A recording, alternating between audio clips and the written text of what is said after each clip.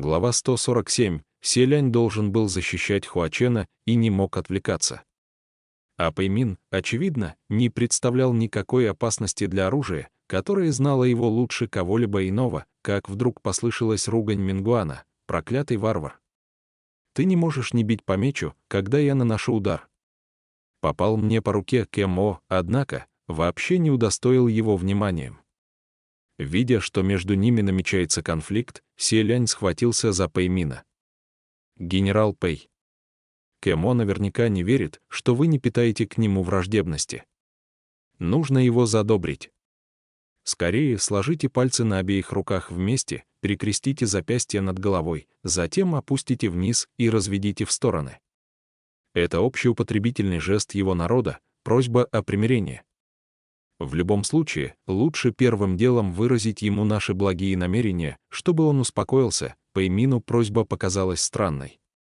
А надо сказать, что их с Кэмо конфликт нельзя назвать мелким недоразумением, приведшим к небольшому скандалу. Разве один лишь жест поможет достичь примирения? И как это его успокоит, Селянь же, не допуская возражений, опять дернул его и сказал: «Давайте вместе со мной выполним это движение, чтобы он остановился». Пэймина ранила в руку, и когда принц за нее схватился, уголок рта генерала слегка дернулся. Он действительно собрался подчиниться, но тут Мингуан, который слышал весь их разговор, выскочил перед Кэмо, скрестил руки над головой и опустил вниз, затем развел в стороны. С довольным видом он сказал двоим внутри круга: «Не так просто». Неожиданно Кэмо, увидев его жест, выпучил глаза. На темной коже вздулись синие вены, пальцы огромной ладони растопырились и, подобно железному вееру, отвесили Мингуану такую затрещину, от которой тот отлетел прочь. Сначала ни Пэймин, ни Мингуан не поняли, что случилось. Но спустя еще мгновение Пэймин повернулся к Селяню. «Ваше Высочество, а я ведь считал Мингуана коварным, но никак не мог предполагать, что вы коварнее него. Я преклоняюсь». Селянь стер со лба холодный пот. «Ну что вы, что вы. Благодарю, но я недостоин». На первый взгляд те слова предназначались Пэймину, однако в действительности же принц говорил для Мингуана. А тот, желая нарушить их планы, непременно решил бы первым договориться о мире с Кэмо.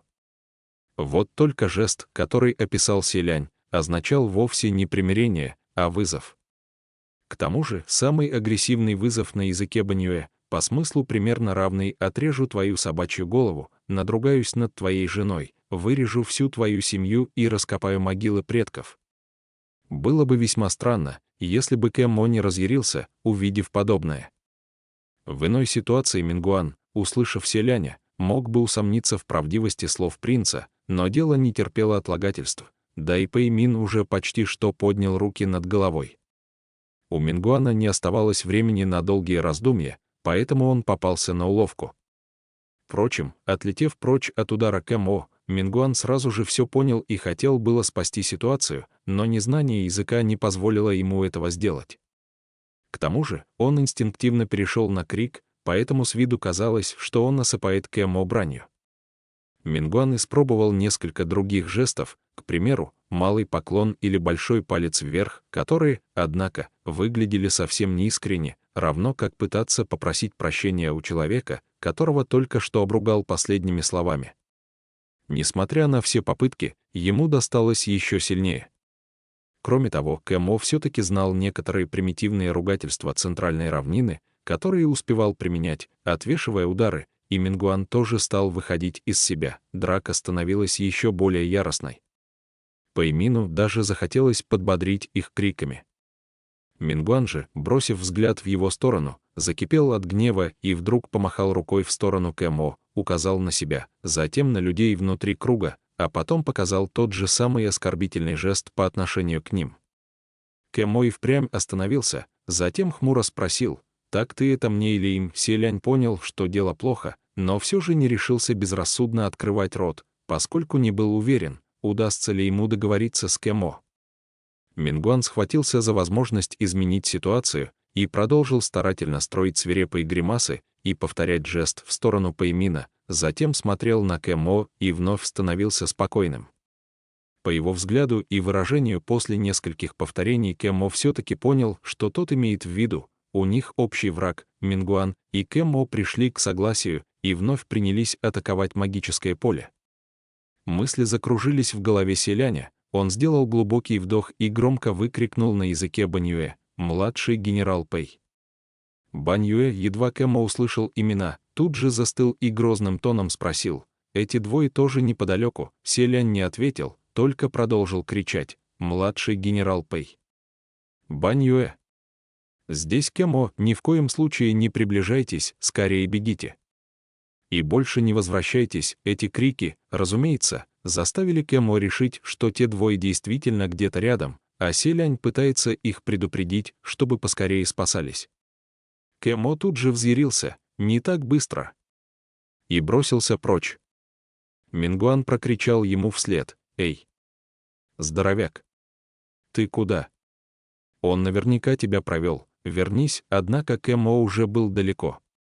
От злости Мингуан затопал ногами и забранился: «Дурень!» Селянь второй раз стер пот со лба и в душе искренне воскликнул: «Знание более одного языка принесет неисчерпаемую пользу на всю жизнь». А увидев, что Мингуан вновь принялся наносить удары по Фансиню, опять вскинул руку и воскликнул: «Постойте! Если не прекратите, мы не станем с вами церемониться». «Мингуан, и как же вы в таком положении не станете со мной церемониться? Вы ничего не забыли?» «Чего?» Пэймин хотел что-то сказать, но промолчал, вместо этого выволок из-за спины кое-что большое. Как можно забыть о такой вещи? В его руках оказалась нижняя половина тела с двумя ногами.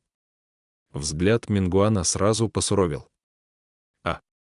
Мое тело все время сражения он заменял стопы ладонями, подпрыгивая и перескакивая на руках, и незаметно для себя самого привык к такому способу передвижения, даже позабыл присоединить к себе нижнюю часть тела. Пэймин же, пока Мингуан и Кэммо лупили друг друга, вышел из круга и притащил обратно неподвижную половину тела Мингуана, которую тот бросил неподалеку. «Лучше тебе не совершать опрометчивых поступков», — пригрозил Пэймин. Правда, угроза выглядела своеобразно. Ведь если бы заложник представлял собой целого человека, Пэймин с той же фразой мог схватить его за горло или за макушку.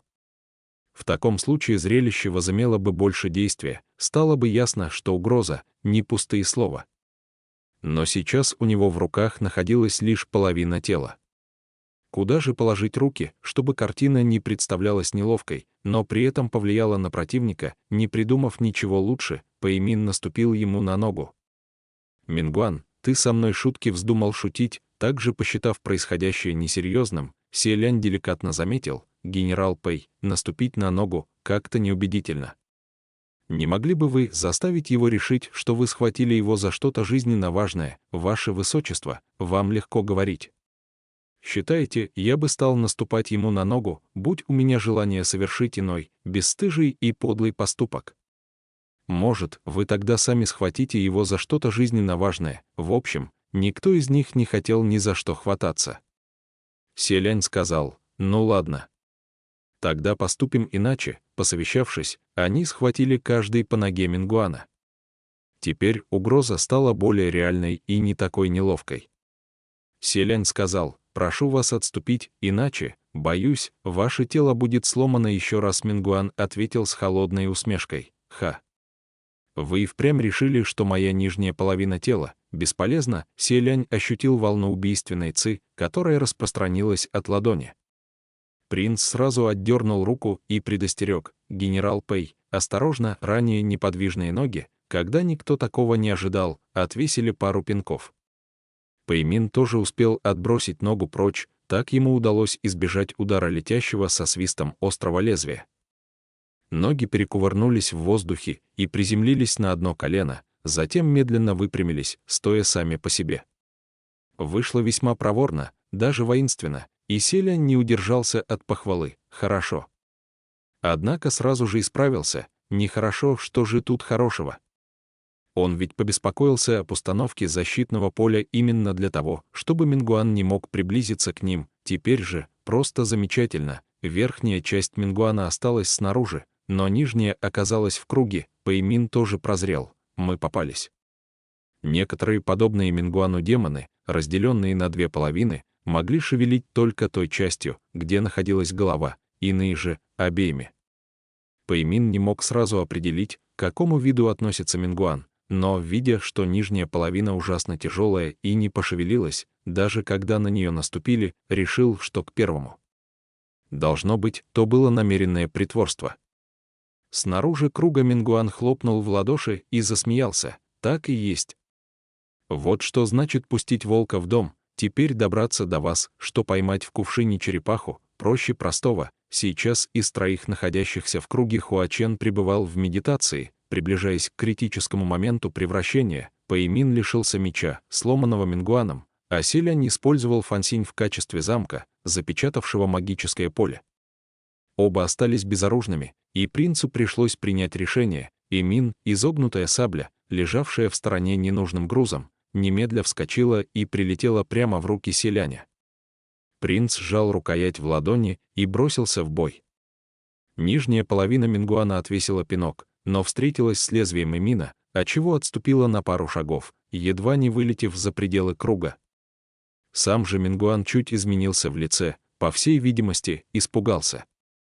Он хлопнул в ладоши, и его нижняя часть приняла первоначальную форму, в воздухе повисло лезвие длиной почти в 3 чи, обуреваемое темными эманациями жажды убийства. Селянь редко сражался саблей, но Эмин в его руках лежал как влитой. Принц как раз готовился отразить следующую атаку, когда Пэймин вдруг позвал его: «Ваше Высочество, не то чтобы я намеренно хочу помешать вам в такой момент, но с вашим градоначальником Хуа, кажется, не все в порядке». Селянь обеспокоенно обернулся и увидел, что Хуачен нахмурился сильнее, а руки, лежащие на коленях и сложенные в особых печатях, слегка дрожат. Стоило принцу отвлечься, и обломок лезвия меча выбрал точный момент для атаки. В тот же миг Эмин по своей воле покинул ладонь принца и со звоном столкнулся с противником в воздухе. Селянь воскликнул: «Эмин, придется мне попросить тебя продержаться немного». Затем присел на корточки перед Хуаченом. «Как же это? Что пошло не так, Пэймин? Меня об этом не спрашивайте, ваше высочество. Я не настолько хорошо знаком с князем демонов, как вы». Селянь позвал Хуачена: «Сань Лан, ты меня слышишь? Не нужно терпеть, выходи из медитации». Тем временем за пределами круга раздался голос Мингуана: «Какая-то мелкая сабля и смеет вставать у меня на пути». К тому моменту лезвие Мингуана и Эмин уже несколько десятков раз столкнулись в воздухе, высекая снопы искр. Если бы Эмин находился в привычной форме, он бы, разумеется, преспокойно взял верх. Но сейчас на фоне длинного лезвия меча, потерявший в размерах, Эмин выглядел подобно ребенку, дерущемуся со взрослым. Несмотря на всю свирепость, из-за коротеньких ручек и ножек он неизбежно оказывался в проигрышном положении. Несколько раз ситуация становилась весьма опасной, и Селянь, невзирая на занятость, обернулся и крикнул: «Осторожно!». Стоило прозвучать этому крику, Эмин вдруг обернулся серебристым вихрем, который столкнулся с обломком меча. Мингуан за кругом вскрикнул, видимо, на этот раз ему серьезно досталось. Селянь похвалил: «Отлично, Эмин». Пэймин неожиданно произнес: «Постойте, ваше высочество, мне показалось, или когда вы его похвалили, он стал немного больше». Селянь пригляделся внимательнее. «Правда, кажется, да». «Может, попробуйте повторить?» Раз требовалось лишь похвалить, Селянь сразу приступил к делу: «Хорошо. Эмин, слушай внимательно. Ты неукротимый герой, милый и добрый, умный и сообразительный, ласковый и надежный, не имеешь в мире равных». Принц вдруг осекся, не успев высказать все, что собирался. Пэймин же громко захлопал в ладоши, а на лице Мингуана отразилось выражение полного недоверия. Вне себя от ярости он воскликнул: «Что это за темная магия? Почему я о таком никогда не слыхал?» Чистейшая правда. С каждой фразой похвалы из уст Селяня Эмин немного увеличивался в размерах. И если ранее его можно было сравнить с 10-летним ребенком, теперь он вырос до юноши лет 15, теперь уже обломок меча уступал подросшему Эмину и оказался в незавидном положении, тогда как атаки Эмина стали более неожиданными и быстрыми, как ветер. Победитель почти определился, когда Мингуан за кругом вдруг сложил руки в заклинание.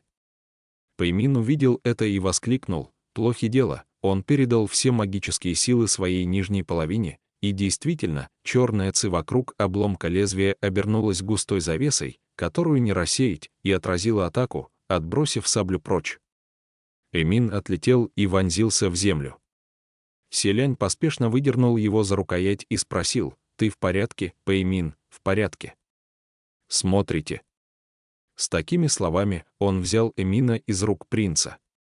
Селяню это показалось странным, и вдруг он ощутил прикосновение льда. Пэймин прижал саблю к его лицу, так что рукоять коснулась губ. Снова взяв Эмин в руки, принц размял немного занемевшие губы и в недоумении спросил: «Генерал Пэй, в ваших действиях есть смысл?» «Конечно, есть. Ваше Высочество, прошу, поглядите сами». Селянь опустил взгляд и не нашел слов.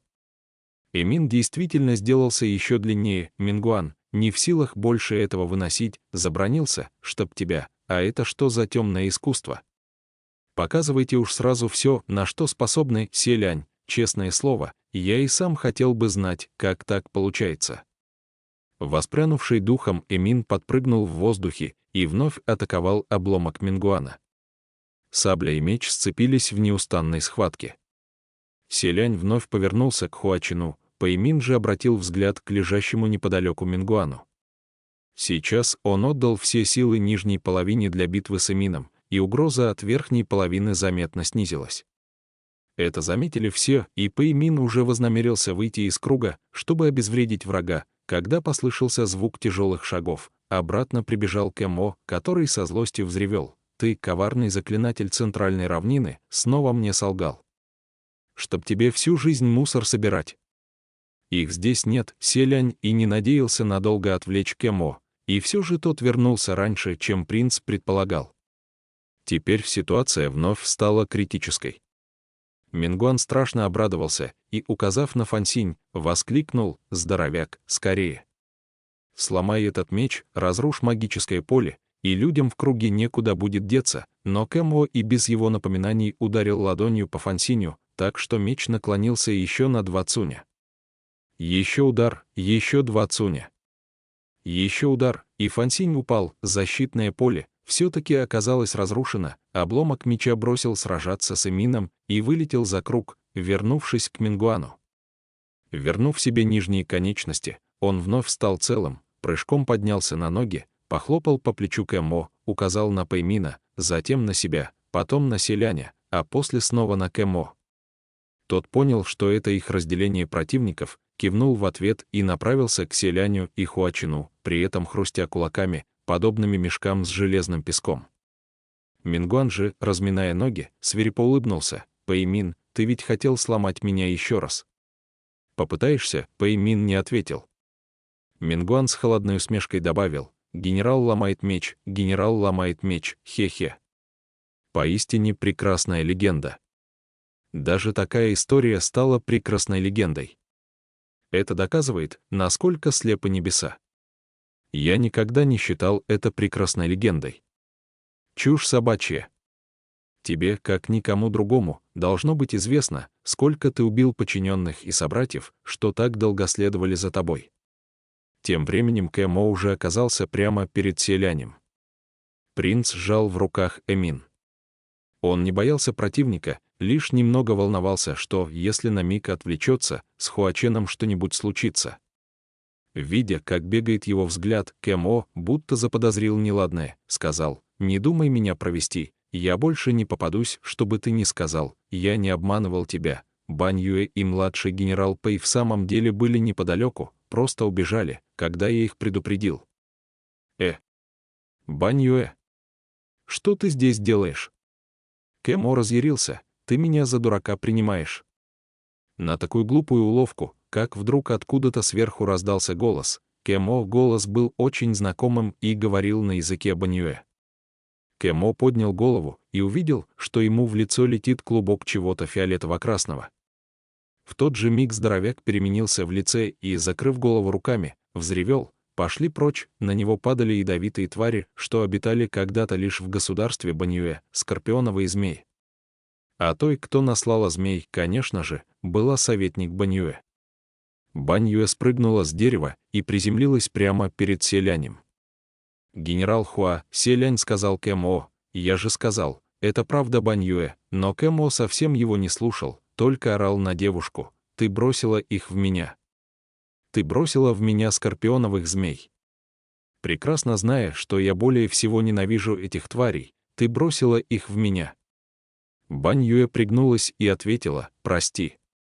Но единственное, что я умею, это бросаться змеями». От Мингуана переменившаяся ситуация также не укрылась, он настороженно спросил, «Кто такие?» Неожиданно с дерева спрыгнула темная фигура мужчины. Оказавшись перед Мингуаном, он дал ответ, бывший второстепенный бог войны дворца Мингуана, Пэйсу, поистине, чудесное войско спустилось с небес. Пэймин озадаченно спросил, «Сяо Пэй, а ты зачем явился?» Селянь же обратился к девушке, «Баньюэ, ты разве не должна быть с ее превосходительством, повелителем дождя?» Услышав последние 4 слова, Пэймин едва заметно нахмурился. Баньюэ ответила, «Да, вот и сюда я тоже прибыла вместе с ее превосходительством».